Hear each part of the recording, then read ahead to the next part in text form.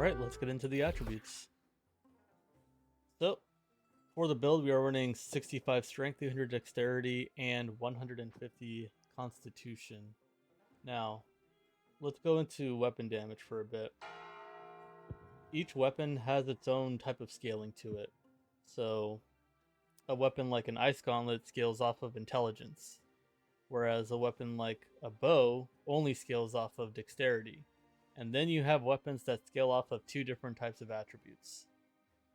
So, for example, the rapier. The rapier scales off of both dexterity and intelligence, and the spear scales off of dexterity and strength.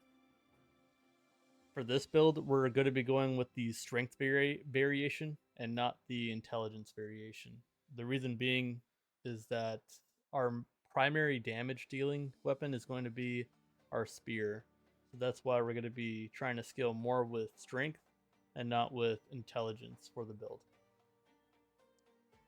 Now, one could go with 360 dexterity for the build in order to get the most out of both your spear and your rapier, but at least for myself, I think that the damage fall off after I think like 290 something dexterity just isn't worth the points that you're putting into it. And because of that, I'm going to be going with adding points into strength instead of putting more points into dexterity after the 300 point. So now I'm going to be going over each milestone within the three attributes that I use. So going with 50 strength, you get a 10% increase to your melee physical basic attacks. This is really good. More damage is just good in general. This scales off of rapier melee attacks as well as the spear melee attacks. Mind you, this is basic attacks, not ability attacks or pretty much just no ability attacks at all. It's just basic attacks. And moving on now to the 50 strength milestone, we have a 10% increase to our critical hit chance. This is just good in general. More crits, more damage, more times that we proc our passives within these two weapons. And once I get to the actual weapon trees, it's going to become more clear why this milestone synergizes extremely well with both the rapier and the spear.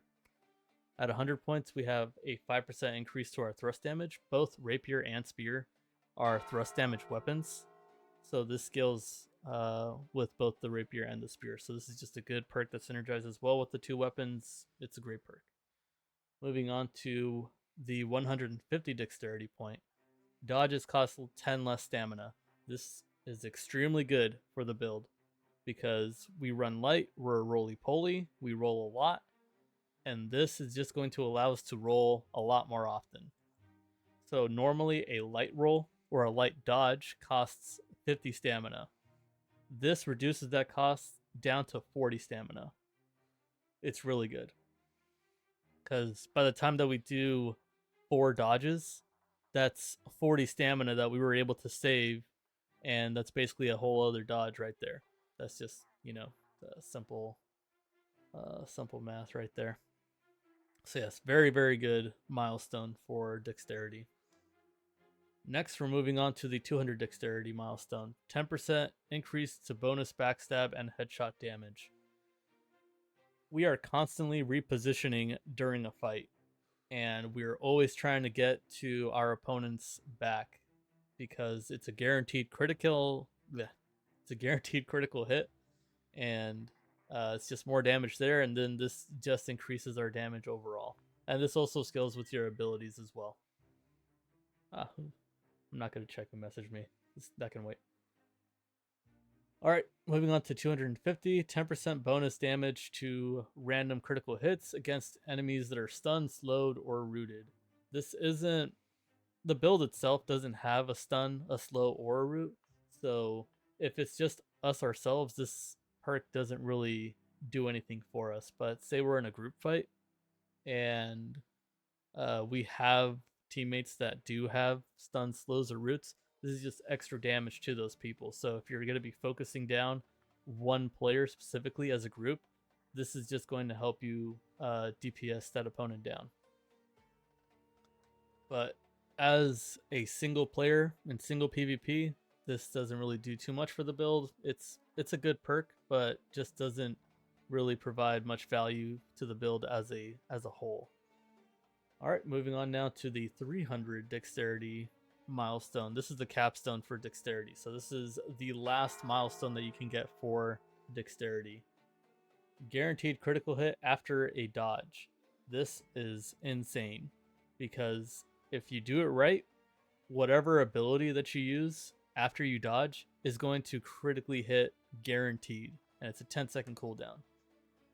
So as long as you're keeping track of that cooldown, you're going to be critting a lot in this build. Just because of this perk, because of positioning, yeah, it's a lot of crits in this build, or at least that's the goal of the build. High DPS. And that's it for dexterity. Moving on now to constitution. Constitution is what actually gives us max health here. So at 50 constitution, all of our health consumables are 20% stronger. So that's health potions, regeneration potions, and even mana potions if you have the specific perk that enables your mana potions to give you health back. And we actually do have that, so I'll be going over that once we're at the jewelry portion of the video. Moving on to 100 constitution, we get an increase to our max health by 10% of our physical armor. Each armor piece gives you both elemental armor as well as physical armor. Some give you more elemental than physical, some give you more physical than elemental. And this specific milestone only scales off of your physical armor. So when you're choosing armor pieces, it's good to keep in mind that it's not always bad to focus more on your physical armor, because the 100 constitution perk gives you more health based off of that. So yeah, it's just good in general because it gives you more max HP, gives you more options as you're fighting, because you do have more health that you can play with. All right, moving on now to the 150 constitution milestone. It is a 10% decrease to critical damage taken. Very, very good, because this basically counts as 2 more pieces of resilient, and decrease to critical damage taken is a must-have for PvP in general, because people are going to be critting you, and based off of the weapon. So this weapon right here has a critical hit damage multiplier of 1.3. The perk here will reduce that down to effectively 1.2. And then if you have a lot of pieces with resilient in your armor set, that further decreases your critical damage taken. This 1.3 just keeps on going down to 1.2, 1.15, so on and so forth. So yes, this is just a very good perk overall. I've been dabbling between 100 constitution and 150 constitution, and for myself, I found that 150 constitution is really the way to go for me. I know the limit's a lot better at 150 constitution. So yeah, that's just how I like my setup, because you can go 100 constitution and then put more points into intelligence. And so the 50 milestone point for intelligence is 10% increased damage to backstabs and random critical hits. This is very good. This is a good perk for the build. It's actually one of the best perks for the build in general, because like I said, we're constantly repositioning. Backstabs happen often. Random crits happen often. Just for me, I like scaling more with my spear than my rapier, and I like having 150 constitution. So yeah, that's it for the attributes.